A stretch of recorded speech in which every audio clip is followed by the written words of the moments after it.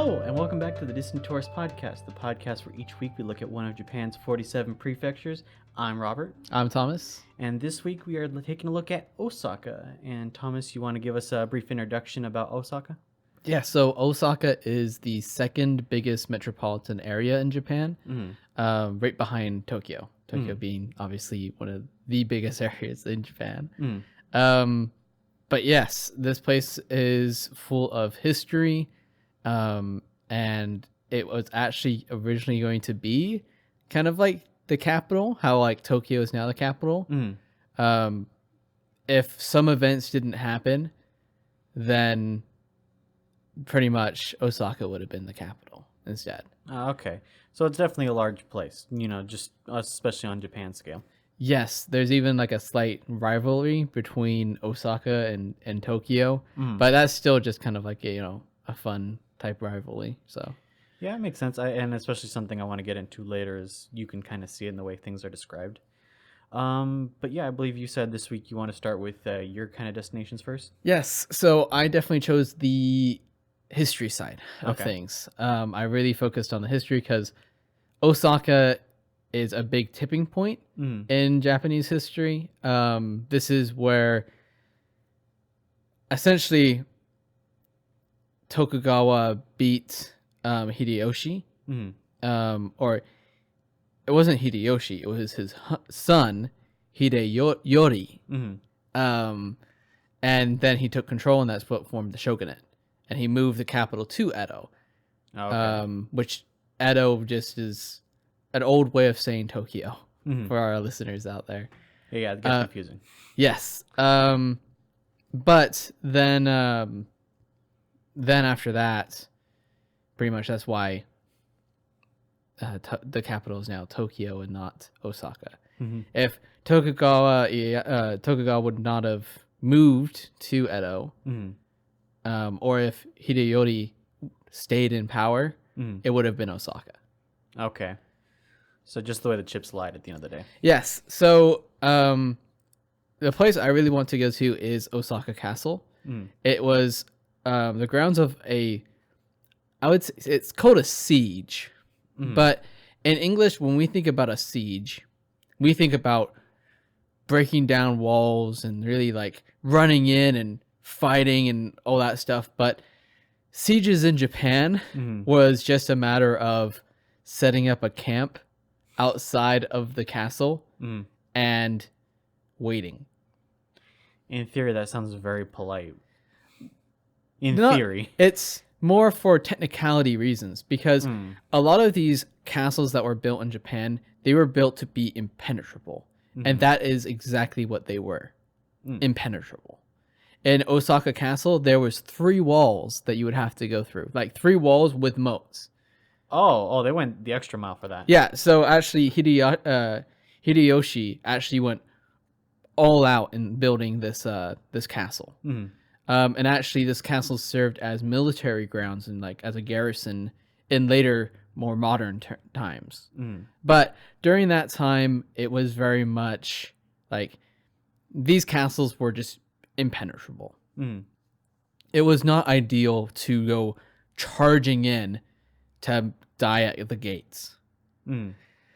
So what tacticians came up with was wait. Is you just sit there, set up camp outside, and wait till they run out of food. So basically it became a battle of attrition. Essentially, it was just a stamina battle at that point. Yeah. It would take months upon months.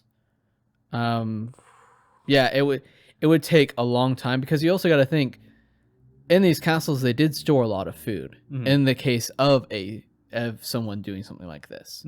So they did store a lot of, like rice and other preservatives that are there.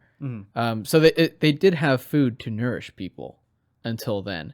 It was essentially just who can last longer. Can you last sitting outside of this castle for months on end while there's a fierce winter going on? Stuff like that. The weather was also a huge factor, because if they're nice and warm inside their castle, the people sieging are going to be cold, and it's just going to be miserable. Yeah. So sieging in Japan for their castles wasn't just a matter of breaking down walls and going in there and taking control. It was just a matter of, oh, they have given up or they look really weak and malnourished. Let's attack now. That's pretty interesting. So a lot of patience with that too. Yes, but the only negative thing is that it takes time. And if you're a military force trying to siege a castle, you have to have all of that to be able to achieve it. You still have to have all the food in order to maintain it. You still have to have beds and tents. You still have to have warmth for your soldiers. You know, you still have to have all of these things. And then also there are times where allied forces would come and try to take away the like the siege forces. So there is the possibility of still like more threats showing up. So they're constantly on guard waiting. So it sounded like very stressful if you were the aggressor, because you'd basically, if you were very unlucky or outmaneuvered, you could be fighting a two-sided battle and be destroyed.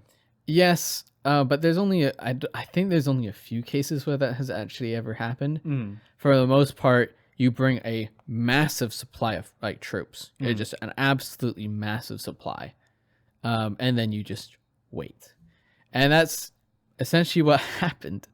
I also wanted to briefly talk about Hideyoshi and Tokugawa, and who are they? Because I'm just kind of saying, like, you know, it was their castle, but who were they? There are three main samurai that have really shaped Japan into what it is today, I would say. First one is, I think a lot of people know, is Oda Nobunaga. Second one is Hideyoshi. So it's Toyotomi Hideyoshi. And then the last one is Tokugawa Ieyasu. Okay. An analogy that people use is Oda Nobunaga was very aggressive. So think in terms of making breakfast. Oda Nobunaga would be the one to go out and get the eggs. Okay. To get the ingredients, to really just do all that and bring them in and place them down. Toyotomi Hideyoshi would take his time, crack the eggs, measure everything, and perfectly fold the omelet and really cook it. And then Tokugawa Ieyasu would eat it. So Ieyasu was the one who just took advantage of the opportunity whenever it was right. Kind of. So, like, pretty much a lot of the rules that set up for the shogunate, that whole shogunate time period, that was ruled by the Tokugawa, is actually called the Tokugawa period. I believe it is. He used all of the rules and regulations that essentially Nobunaga and Hideyoshi had set up. And then pretty much he kind of took credit for it. So in terms of when they say he ate the omelet, a lot of the stuff was already there. It was just a matter of he had the power, and then everything that was in place worked. Okay. So it was basically building on the steps of people who did a lot of the early work to build the foundation. Yes. So Oda Nobunaga came into power by taking control of the emperor area of the capital, because no one was really paying attention to the emperor. So yeah. And there's a whole thing about how he was the first person to really use guns in Japan in a war. So he beat an opposing clan that outsized his 10-1. With the power of using guns. Yeah, exactly. Before, his actually reputation was absolutely horrible. But then afterwards, his reputation really turned around. And then Hideyoshi was like a servant to Nobunaga. He was like just a loyal servant who was very cunning. Yes. He was very intelligent and very wise. Another story that was told was that Oda Nobunaga wanted to go for a walk in the winter.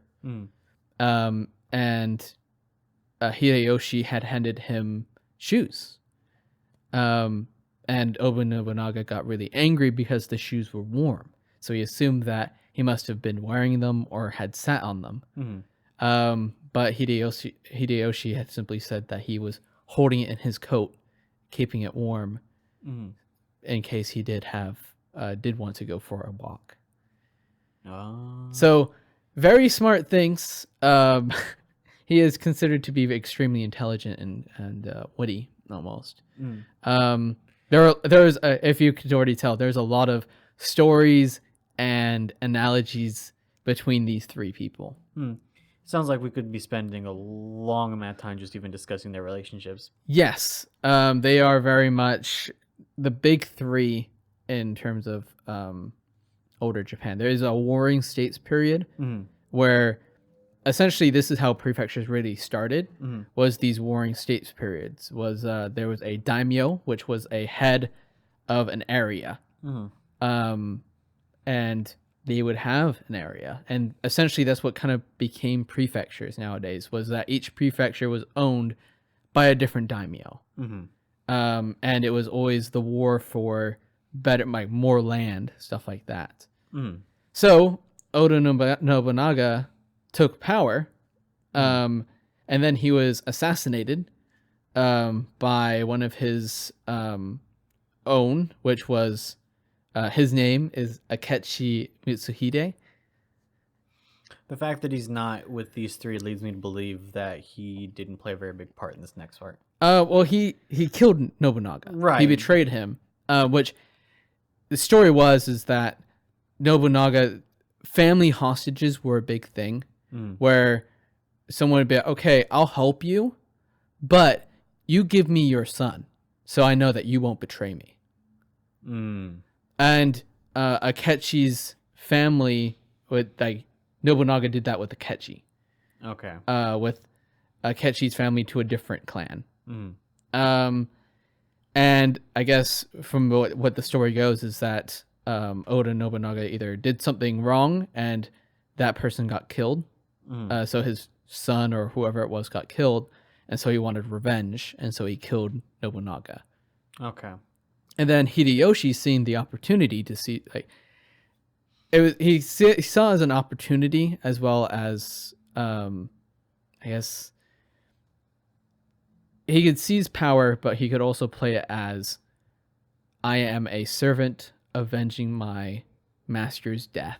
And that's what happened. He was actually sieging another castle at the time, and he packed up all of his troops and left immediately to kill Akechi. And this was all in the same castle as Osaka, or where was this specifically? Well, this wasn't. They hadn't really built the castle yet. It was the castle. Osaka Castle was still in the making. Okay. This was all leading up to that, and then Hideyoshi killed Akechi, took power as a pretty much, I was the servant for my master, and I'm just carrying out his will. Okay. And then that's when he built that. He did other things with the country. He really set up laws. And then after he died, that's when Tokugawa Ieyasu sieged Osaka Castle and killed his son. Okay, so basically as soon as the ink was dry, he basically started asserting his dominance. Yeah, pretty much when the alliance was done with, pretty much. Tokugawa Ieyasu was also from another family hostage.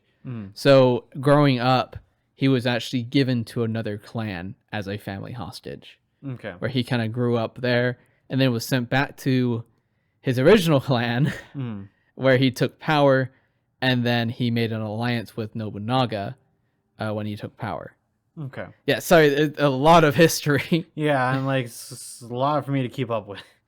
Yes, it's okay. So, but that essentially that is the three. I mean, they did a lot of other things.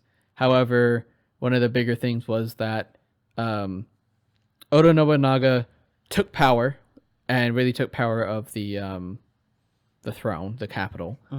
And then Hideyoshi started putting in laws into place, and then Tokugawa Ieyasu pretty much took power, and everything started working, and that's when he made the shogunate. And that's kind of where the pieces fell, and that's how we kind of got to here. Yes. Okay. But that's why I want to go to Osaka Castle to kind of see where this big fight had happened. Also, it's just such a huge historic area. I would love to go see it. Also, yeah, very much there's so much history that into this one area and these three people. Also, even the word of samurai. A lot of people think when samurai, it's a person with a katana, and they're, there's a certain way that they act, and there's all this other things. But there's bushido. Yeah. Well, funny thing, bushido was actually created by a British guy, because he looked at these ways of samurais were acting and had wrote a book called Bushido. So he just created the concept. Yes. When people quote Bushido, it's really just a British guy's history, writing down his views on how samurais act. Just like the cowboy, the romanticism just falls away. And then also a lot of samurais didn't use a katana or have a katana. They were mostly archers.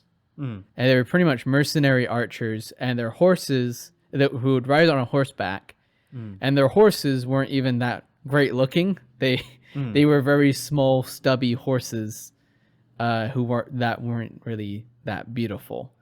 And a lot of battles were just trying to outmaneuver and get behind your opponent to shoot them with an arrow. Like, don't get me wrong, trying to shoot a bow and arrow on a horseback, right, is extremely difficult, and it has its own rights. However, when that is a samurai, the envisionment of what people have as a samurai only existed for like 20 to 30 years at the very end of the time period. Okay. And a lot of the proceedings of how a samurai should act was from books that were written at that time, of like, oh, this is what he thought was like a good samurai. A lot of the Tales of Heike is a great example about how people should act during war.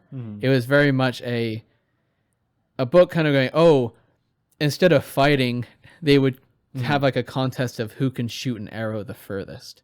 Okay. Like one battle, according to the Tales of Heike, was decided by an archer who shot at a boat and hit the boat. Yeah.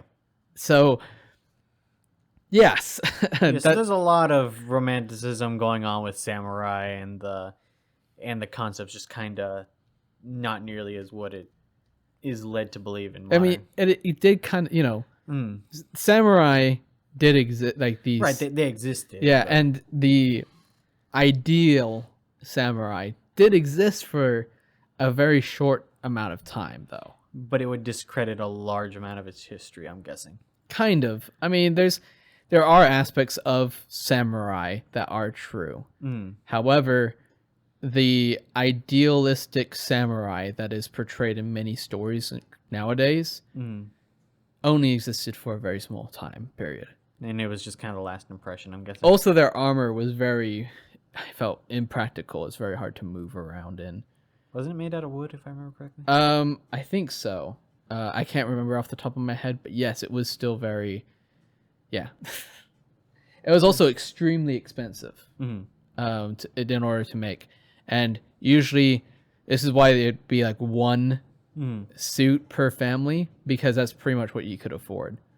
And they're very ornate, too, from just the pictures I've It's seen. also, yeah, very much a class thing. But anyway, that out of the way. Yeah, that tangent. Yes. The other, I would spend a lot of my time at Osaka Castle, and then the other majority of my time would be at the Bunraku Theater.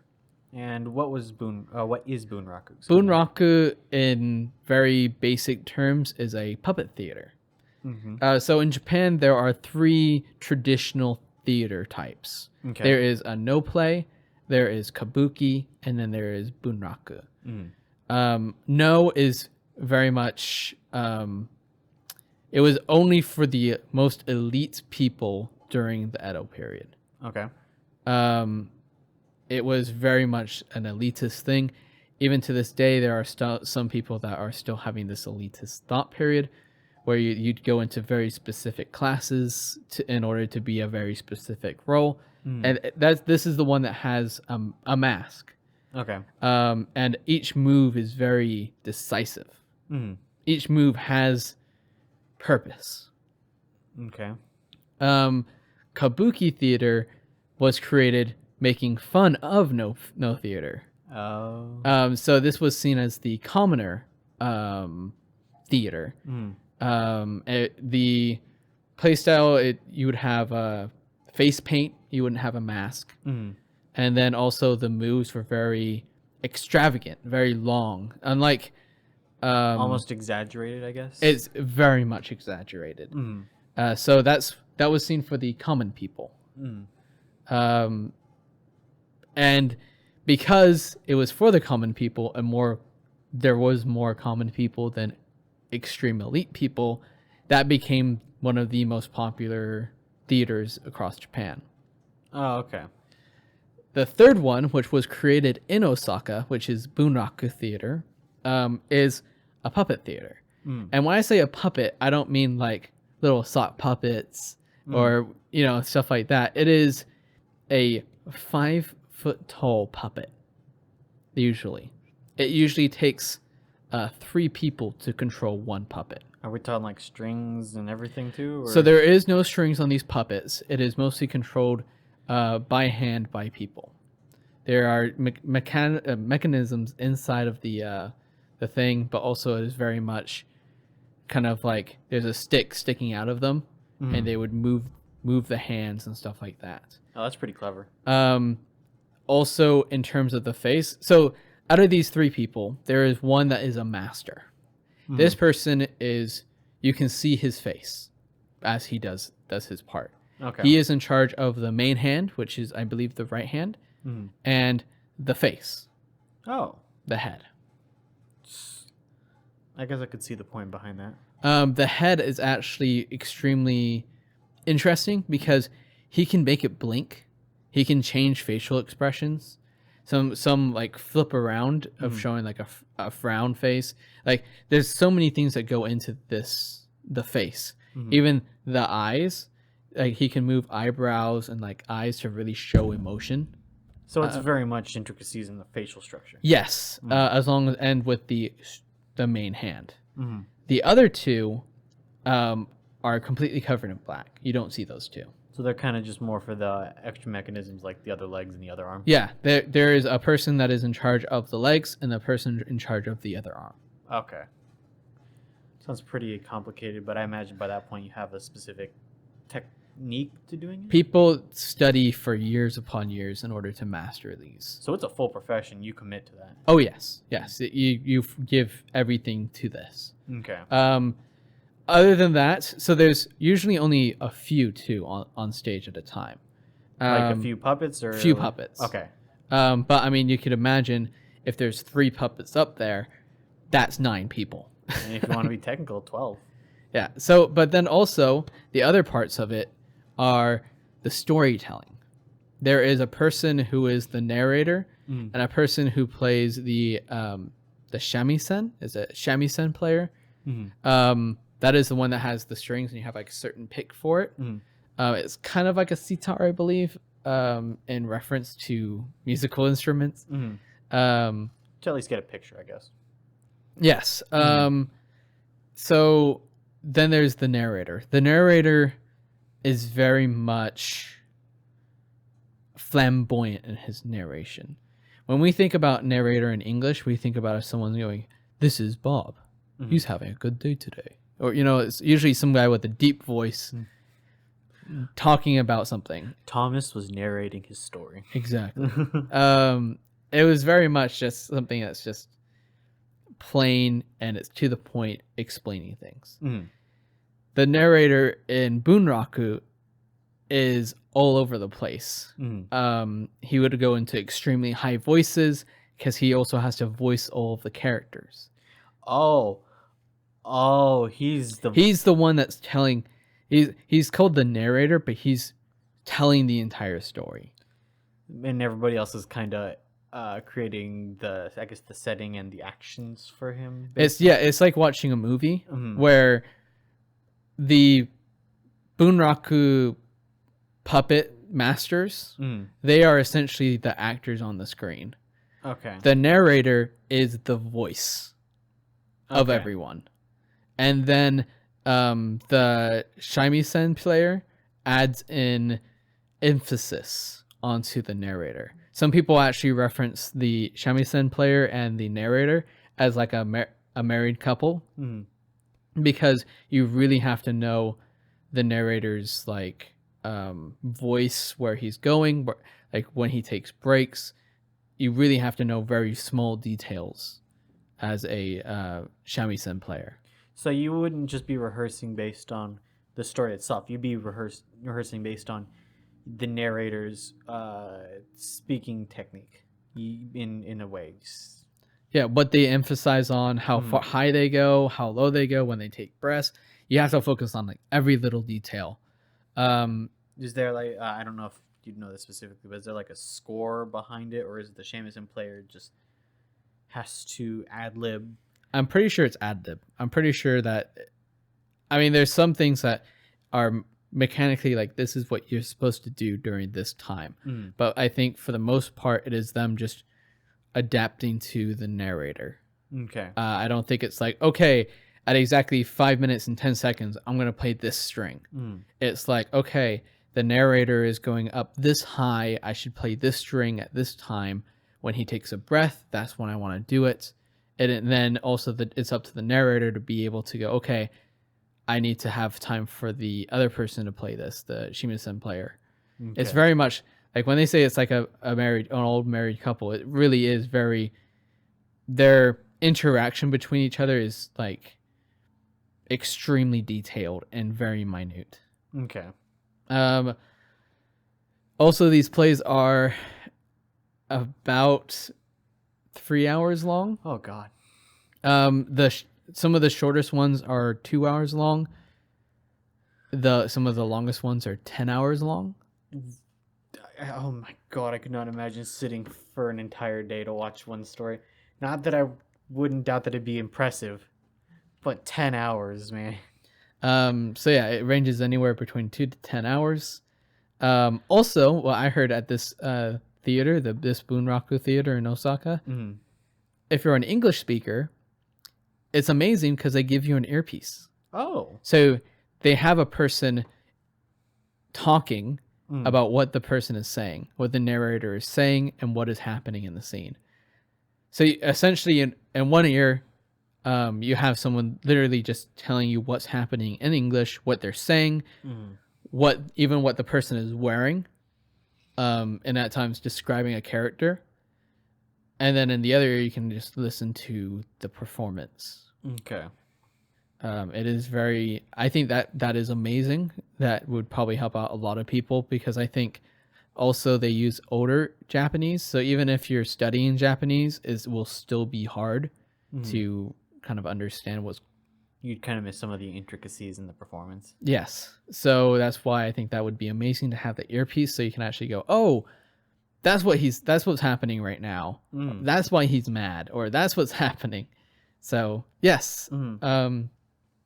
That's the two things I would definitely want to do, very much on the history and culture side of things. You have a lot of things to look into, man. Wow. Yes. I am an Asian studies major, so this is kind of like my thing. It's like a dream.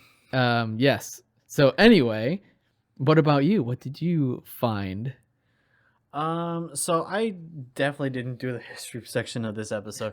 I very much focused on the more modern things. If I was gonna go, like, let's just say within the next month, I wanted to just experience Osaka as it is today. Mm-hmm. For example, one of the first things I wanted to do was, and this is gonna sound kind of funny to some people, is like I kind of just want to go to Universal Studios in Japan. Like, But why? We have one here in California. yeah, I mean we do, and it is pretty fantastic. But it's like, well, first off, I haven't been since like I think middle school. So for me, it's Mm-hmm. like haven't seen the Harry Potter stuff. I think they added some other stuff that I don't remember. But like the big thing, and I'm very much being a nerd right now, and I say is that they got like the Super Nintendo Land opening up. And I'm not gonna lie, as a guy who grew up on like Super Mario games, it's like it calls to me, man. Like What's in there? Is there like as far as I can tell, it's mostly Mario themed attractions. They got really fancy with it with these bracelets that you can use to like interact with certain parts of the. ooh, so you can actually jump and hit a box? Yeah, I wouldn't like full on punch it, but like you could be like, yeah. Um, and I forget exactly because they did like a short presentation on it, like some of the attractions. But like, there's little weird spots where it's like, oh, if you see a symbol and you use the bracelet, it'll uh do some weird effect or change some weird thing. And I think you can like interact more with some of the other side attractions the more you find of like these special things. So it's like very in depth. As far as I can tell, as far as I've seen, it's mostly just Mario themed. Hmm. They were building one for I think it was Orlando specifically, but thanks to good old COVID, they put that on hiatus, I believe indefinitely. So Oh, we indefinitely. like until like they get a full timeline, I believe they can't fully predict when they'll be able to build it. So they just said it'll be ready when we can. So that's unfortunate. So I'm like, if I'm there in the area, yeah, it's probably gonna be busy because everybody's gonna want to go. But it's like I have to go. Like the video game nerd in me just calls. I want to see more of this. Yeah. Um, but just besides that, I definitely want to see like some of the older stuff, like the Terminator 2 stuff, the Harry Potter stuff, which I'm gonna be very straightforward. I don't particularly love Harry Potter. It's not that I hate it, but I don't have like the reverence for it as I know some people do who grew up on it. I like it. I grew up on it. Mm-hmm. There's things that I really like about like the the idea of the magical world. I find interesting more so than just like only Harry Potter. I think this is actually a major reason why a lot of Harry Potter fans out there Mm-hmm. are still fans today, is because yes, the book, like yes, the story of Harry is great, Mm-hmm. but it's more of the magical world that is interesting. And that is pretty much the only reason why I like Harry Potter, because the world fascinates me. So it does sound like it'd be a good chance to just go find that, even if it wouldn't be quite in the I guess the language or location I'd be expecting to experience it. Um, but catch up on some old things, like the Jurassic Park stuff, Terminator 2 stuff. Some of the older stuff. Mm. Get a hint of that taste, or get a feel for some of the new stuff, like the Harry Potter and Special Super Nintendo World stuff. Um, I will say, and I don't know if they'll have this in the Japan one, but this is a short little story time. Um, Last time I went to Universal Studios, I went with some friends of mine, and this is back in middle school. So they're like, "Oh, let's go to this haunted house thing," and I don't remember what happened there, but apparently, according to people who tell me that I went there, I pushed one of my friends towards one of the monsters so that it wouldn't get me. So I'm like, let's not do that Hey. again. But yeah, that's kind of like the opening. I kind of wanted to going to Osaka. I just figure something familiar, but also pretty new at the same time. Um, but yeah, if I'm going into Osaka, the city in general, I mean, there's like a lot we could talk about. We could talk about museums, like they got history museums, science museums, art museums. A lot of history. A lot of history. I imagine I could spend like 2 days in there probably in any given one in Osaka. But and I feel like I'd be lying to people if I didn't mention that there was the Asahi Suita brewery there, so which gives free tours, at least when they reopen for tours after COVID, of course. Um, but yeah, no, the thing I really wanted to experience, and our friend Jake kind of pointed me in the direction of this because he's been to Osaka before, was he brought up Dotonbori, which is like the specific area in Osaka which is built along the Dotonbori Canal. Yeah. Very conveniently named, I'd argue. Um, so yeah, it was original. The canal itself was originally built in like 1612, or at least started Which came construction. first, the canal The or the city? canal, actually, in this case. Okay. I'm actually gonna get there. Okay, sorry. No, you're good. By a man known as Yasui Doton.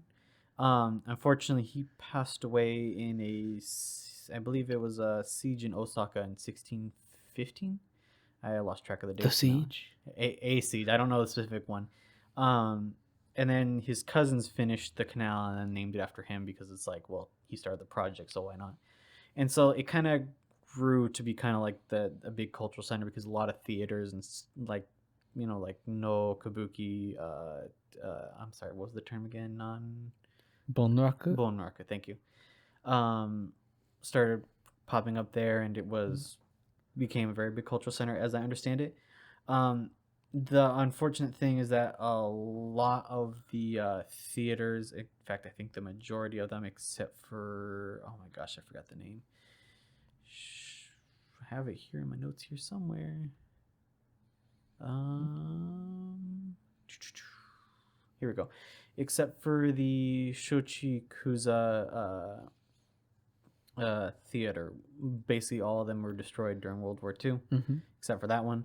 So a lot of the theater scene pretty much died. Shochikuza theater is a Kabuki theater. Still does shows, not as like it's still impressive, and if you get there, like definitely give it a shot. They don't have like the earpiece that explains everything, but they at least give you like the programs to check it out. But yeah, after World War II and as everything kind of kept being rebuilt, like it became a lot of like a nightlife kind of place. Like they got like a ton of foods, attractions, stuff like that.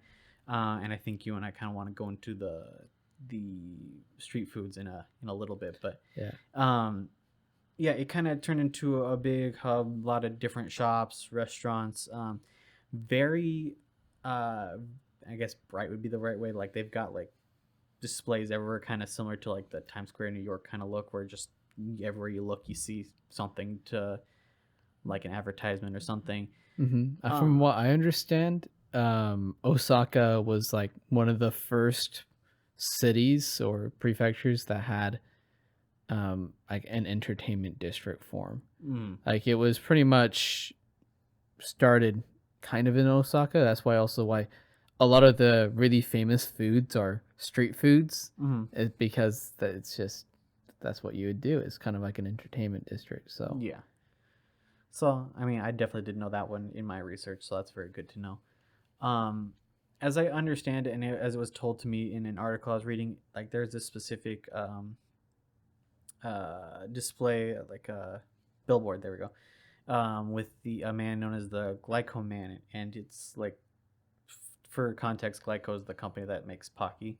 And so he's like a very large billboard, very lit up. So he's kind of like the unofficial symbol of Dotonbori. I don't know the legitimacy of that statement, but that's interesting. Maybe it just originated there. It's possible. I'd have to definitely look into it more myself because it was only in like one or two articles that I really saw that, so I figured it was worth mentioning. It's buried in there. It's worth mentioning, I'd argue, but I'd take that with a grain of salt. But yeah, our friend Jake pointed me in the direction of Dotonbori. When he went to Osaka, it was very much a location that he wanted to go to because he, being a very big fan of the Yakuza series, apparently part of the setting takes place there. So he spent a lot of time exploring there.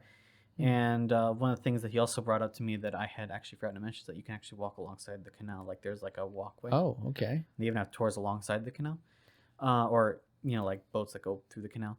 So Jake definitely took his time looking for a lot of the different stuff that you could find. And I really appreciate and would like to thank him for letting me know about it, because I kind of wrote it off until I took a look. I'm like, oh no, this would be the place that someone like me who likes to see a lot of new restaurants, foods, shops, like, would definitely go. So that would definitely be my big city pick. And before I transition to my next point, I kind of wanted to bring this up because at the beginning you mentioned how like there was sort of a rivalry with Tokyo. Yeah. And this isn't much of a big point, but I feel like it's worth mentioning is that in a lot of the articles when I was looking at like Osaka today and like a lot of its shops and areas, a lot of the places were described as Osaka's Shibuya, Osaka's fashion district. Like it was very, very intent on describing it as Osaka's version of something in Tokyo. So I found that really fascinating. I imagine that'd be very frustrating for Osaka as well, is that they're constantly being compared to Tokyo. It'd be like, oh, so this is like Osaka's like Shibuya. Yeah. If I was someone, I'd probably be like, I'd be angry. I think I'd take it as kind of like a, I don't know. Mm. So there is definitely a lot more to the city that to explore. I just figured Dotonbori was like the Yes. good example of it that I'd like to point out. But kind of switching gears and kind of leaving the city of Osaka itself and going towards Ikeda. There is the Expo 70 Commemorative Park where they apparently hosted a Japan World Expo in 1970, and it was kind of like I guess you kind of almost describe it like a World Fair, like how they used to have in America, where they'd have like pavilions from different countries and different companies where they show off different things, whether it's like cutting technology or like their latest products or things specific to that. So yeah, after that happened in 1970, they kind of converted it into like a large park for like tourists to go to. Apparently they put in like some new forest gardens, lawns, plazas, like really decked the place out to make it appealing to a lot of people. Yeah. And apparently one of the like the big at the entrance of the whole place is like this I guess I describe it as like a just giant sculpture. It's just called the Tower of the Sun. It's a very distinct looking piece of artwork. It's like a white kind of tower, kind of like wings at the end, and there's like a face in the center, which I'm assuming is the sun, but I'm not gonna say I'm confident enough in understanding art to assume that's the case. So it's a very distinct kind of opening. Sounds like a great place to just kind of chill out. Have a lot of seasonal flowers that grow there, so sound like a great place to go in the spring. I kind of like the idea of just seeing more seasonal stuff. Apparently, it's also a very popular cherry blossom viewing place. I have to say, a lot of Japan has like pretty much the time you want to go to Japan is either spring or fall. I feel like summer. Sure, there's a lot of people here in America that get spring break, and summer is usually the time for at least Americans to travel. I feel like, but Japan is very hot and humid during the summer. Yeah. So visiting Japan during the summer is okay, but if you visit in spring and fall, you will have a completely different event, because in spring there's cherry blossoms that bloom. A lot of flowers bloom in spring, and then in fall, it's fall colors. A lot of maple trees and other trees are losing their stuff or losing their leaves. So there is certain sites that like the mountain would look like red and orange because of all of the amazing trees. So pretty much what I'm saying is the time to go to Japan would be either spring or fall versus summer. Yeah, I definitely agree that in most cases it's definitely spring and fall. I mean, of course, places like Hokkaido, like winter sounds like prime. Well, depending on the weather, but but yeah, apparently like recently they've started like open like a shopping mall in that area too, so it's kind of getting like modernizing. And it's something I guess to take a look at. Apparently have like one of Japan's largest Ferris wheels there now. So it definitely sounds like it could be a great view, kind of like take in such a wide space. It's kind of been repurposed, and I'd argue used constructively, or more constructively than they needed to. I mean, the fact I always think that planting trees and more flowers is always a good thing, but that's just me. But yeah, those are the three big places I wanted to go to. I don't know if you wanted to go into foods at this point. We could talk about food. There is one thing that we actually both have learned about recently in Oh, okay. our Japanese class, which is instant ramen. Yep. And cup noodles. Yep. Instant ramen or instant noodle, whichever thing you call it by. It was created in Osaka. Yeah. And I'm pretty sure that if you're a college student at one point or another, you have very much come into contact with instant ramen. I know I have consisted on it for almost an entire year during my college career. They are really, I mean, it's really nice. Pretty much the inventor was from here. He saw people enjoying ramen, and decided to try to make a portable version of it. And then he figured out to do it with, I believe it was oil in this case. It was oil to pretty much fry the noodles, and then that's pretty much what they have with that. And then at first it was the package, little packages, and then it switched over to cups.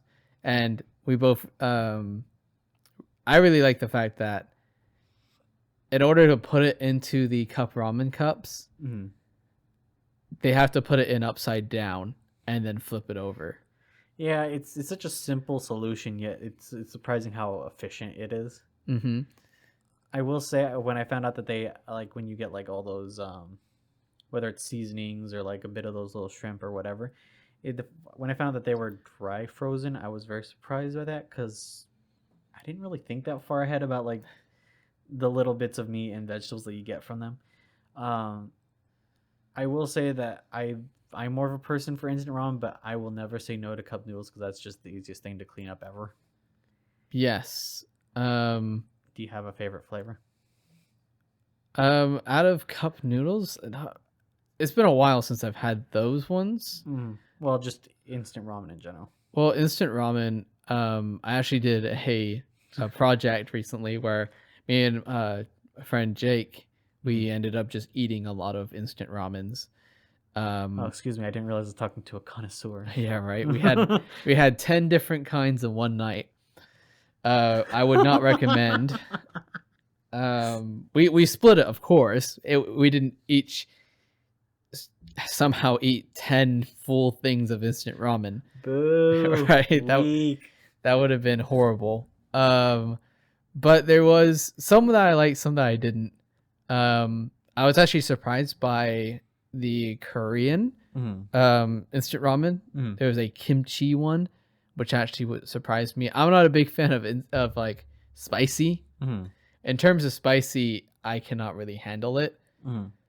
So I tended to stay away from a lot of the Korean ones. But there are some that are very nice, and they're perfect amount of spicy for me. The spicy enough that's it gets the kick, but it's not spicy enough that it's just your face goes numb. Yeah. I would argue my favorite flavor, and I doubt I'd ever find this one specifically in Japan, because I know that they make specific flavors for specific regions, is that they have this called hot and spice noodles, and it's just a large bowl instead of just a cup, and it is very spicy. Well, the one I like is beef flavor, which is moderately spicy. That one's really good, and I've sustained for about a good year on almost entirely those, and whatever vegetables I could get. I lived very frugally for an entire year. I really liked also, if you want to feel fancy eating instant ramen. Pinky up. We ended up finding this one called Rao, Raoh. Oh yeah. Which literally stands as king of instant ramen, king of ramen, essentially, what it translates as. Would you like your cup noodle crown? Yeah, the noodles are very different. It has a different texture than instant ramen, because usually instant ramen noodles are they have a certain texture to them. I don't know how to explain it, but when you have instant ramen noodles, you know that it's instant ramen noodles. Yeah. But it has a different kind. It has a different texture to them, and then also the sauce packets are also very fancy. It is more like an oil type thing. Yeah, it's liquid and not powdered. Interesting. I mean, I've seen that in a couple of them, but I didn't. And even the making of it is a little bit different. Like you have to put the water in first. You have Whoa. to boil the noodles, put the water in first, and then stir it, and then you can put in the noodles according to the instructions. Like put the water first into the bowl that you're gonna use, or Yes, with the sauce, and then you put the noodles in.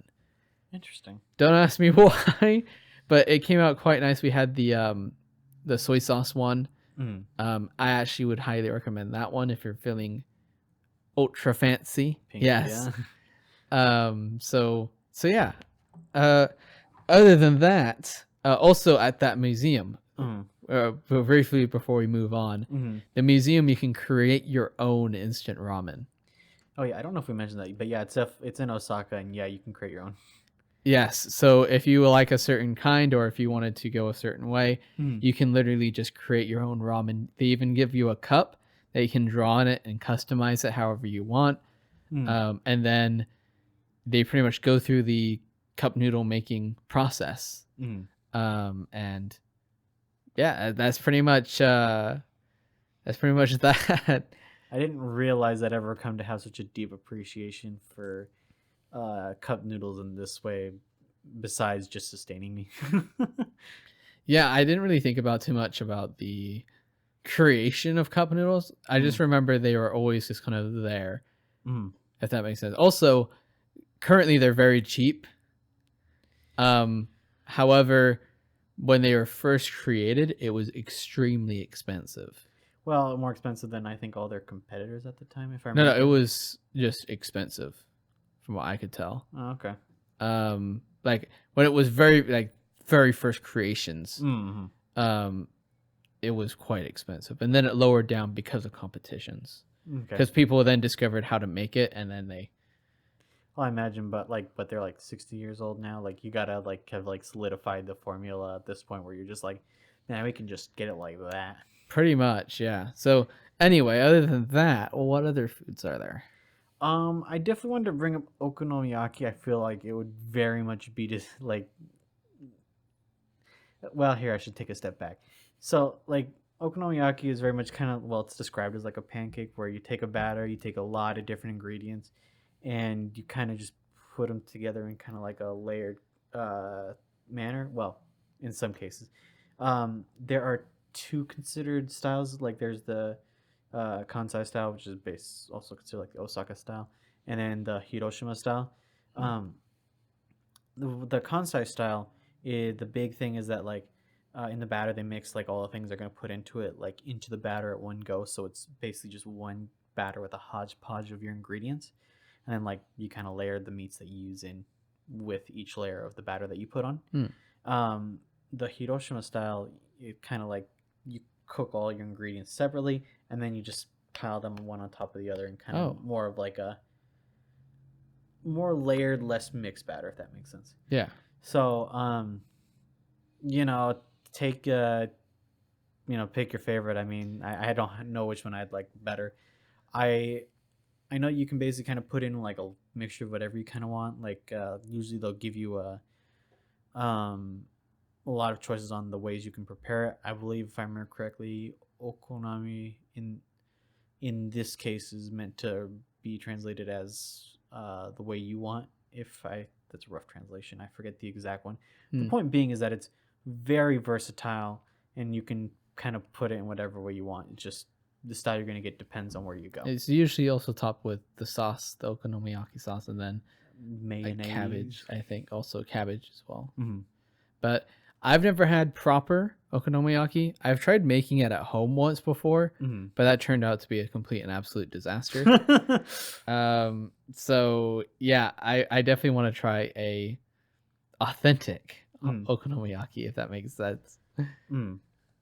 Sorry, actually, to real quick finish the point. Some people would describe it, translate it as you like it pancake.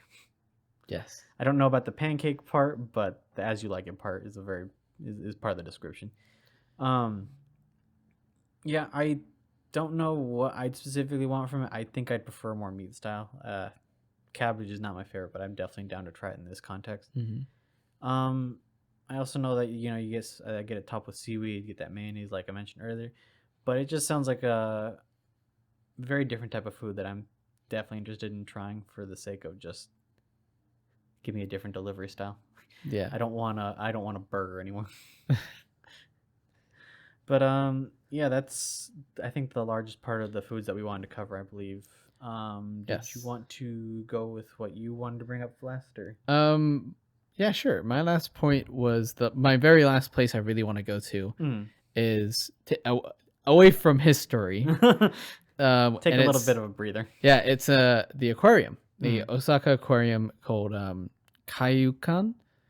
It is like one of the Japan's biggest aquariums, and this has over 15 large tanks, which they also have whale sharks. I believe pretty much the biggest sea animal you could possibly have.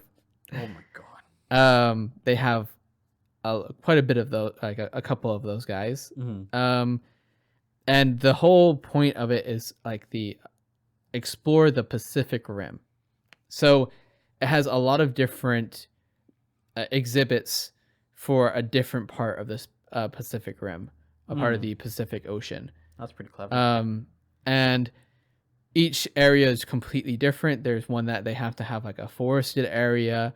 They have penguins here as well. Yo. They have seals. They have like, I believe 620 species. Oh, that's a lot. About 30,000 creatures. Yo. Yes. They have whale sharks, like jellyfish, dolphins, penguins. Yeah. It's just a lot of sea life. I personally love sea life. I can tell from the way we've discussed fishing. Yes. I think I'd be completely into this. It also has a recorded version you could do, like which is kind of like a virtual tour type thing where like you have like a earpiece and then you go to a certain area and then they narrate and talk about it to you. Oh, those are the coolest kind of tours. That in order to do all of it, so to go all the way around the Pacific Rim, it takes about 2 hours, I believe. Oh, that's 2 to 3 hours. So yeah, I would absolutely love to go here. You see a lot in like shows and anime of like people going to aquariums. I would definitely want to go to here because this is supposed to be like one of the top aquariums in Japan. All right, what type of aquatic animal would you want to go see? I would definitely want to see that whale shark. Whale sharks? I think that would be amazing, but also I do want to see the penguins. But there is a lot of things that I like. Even as a kid, I remember going to like a smaller aquarium and just being absolutely blown away by it and just loving just watching the fish swim around. So I personally would love it. I would have fish here at my house if I possibly could. But yeah, I think it would be a lot of fun. Plus, they have so much detail and so many different species here that I think that is just amazing in itself. So that sounds like a great time, quite honestly. Yes. Is there any one that you wanted to finish off on? Not this time. Honestly, very much I wanted to cover the okonomiyaki and the cup noodles because me being the food, like just food connoisseur, I guess, very much wanted to cover the different foods. I definitely say that going to Universal Studio would be my guilty pleasure kind of thing in this case. But all in all, I think I covered a lot of the points I wanted to. I didn't have anything that I felt was too out of the blue that I was like, oh, hey. But I'm definitely content with like this kind of trip that I'm already looking at. Yes, I know. I'm pretty excited about history and then the aquarium. And so it's a nice fish. So yeah. So thank you guys for listening and watching. Thank you guys again. You guys could follow us on Instagram at distant_tourists. that would be cool. We always post up on there about when a new episode is released. So if you wanted to follow us there, that'd be cool of you if you wanted to. So yes, thank you guys so much. We'll see you next time. See ya.